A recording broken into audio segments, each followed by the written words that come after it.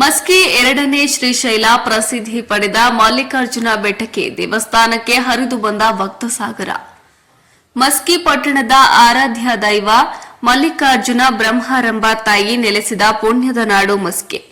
ಇತಿಹಾಸದಲ್ಲಿ ಅಶೋಕ ಹುಟ್ಟಿದ ನಾಡು ಮಸ್ಕಿಗೆ ಮೊದಲು ಮಾಂತಂಗಿಪುರ ಎಂದು ಕರೆಯುತ್ತಿದ್ದರು. ಶ್ರಾವಣ ಮಾಸದಲ್ಲಿ ದೂರ ದೂರ ಊರುಗಳಿಂದ ಭಕ್ತರು ಆಗಮಿಸಿ ಆಶೀರ್ವಾದ ಪಡೆದುಕೊಳ್ಳುತ್ತಾರೆ.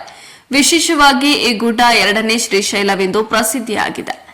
ಶ್ರೀವರ ರುದ್ರಮುನಿ ಶಿವಾಚಾರ್ಯರು ದೇವರ ಆಶೀರ್ವಾದದಿಂದ ಅಮೃತ ಹಸ್ತದಿಂದ ಕಾರ್ಯಕ್ರಮಗಳು ನೆರವೇರಲಿದ್ದು, ಪಲ್ಲಕ್ಕಿ, ಕಳಸ, ಕನ್ನಡಿ ವಂದಿಕೆ, ಡೊಳ್ಳು, ಭಜನೆ ಮೂಲಕ ಪ್ರಮುಖ ಬೀದಿಗಳಲ್ಲಿ ಪಲ್ಲಕ್ಕಿ ಉತ್ಸವ ನಡೆಯುವುದು.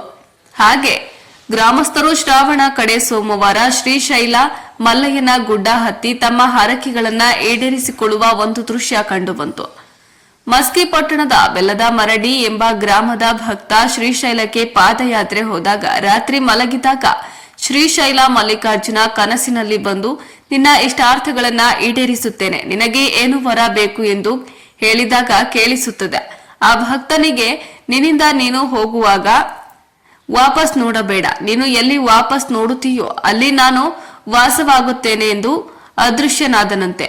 ಆ ಭಕ್ತ ಮಸ್ಕಿ ಮಲ್ಲಿಕಾರ್ಜುನ ಬೆಟ್ಟದಲ್ಲಿ ಒಂದು ವಾಪಸ್ ನೋಡಿದಾಗ ಇಂದಿಗೂ ಆತನ ಹೆಜ್ಜೆ ಗುರುತು ಗುಡ್ಡದ ಮೇಲೆ ಹಾಗೆ ಇವೆ. ಇತಿಹಾಸದಲ್ಲಿ ಮಲ್ಲಿಕಾರ್ಜುನ ಬಂದು ಇಲ್ಲೇ ನೆಲೆಸಿದ್ದಾನೆಂದು ಹಿರಿಯರು ಹೇಳುತ್ತಾರೆ. ಜನಸಾಗರ ಹರಿದು ಬಂದು ತಮ್ಮ ಇಷ್ಟಾರ್ಥಗಳನ್ನ ತೀರಿಸಿಕೊಳ್ಳುವ ದೃಶ್ಯ ಕಂಡುಬಂದಿತು.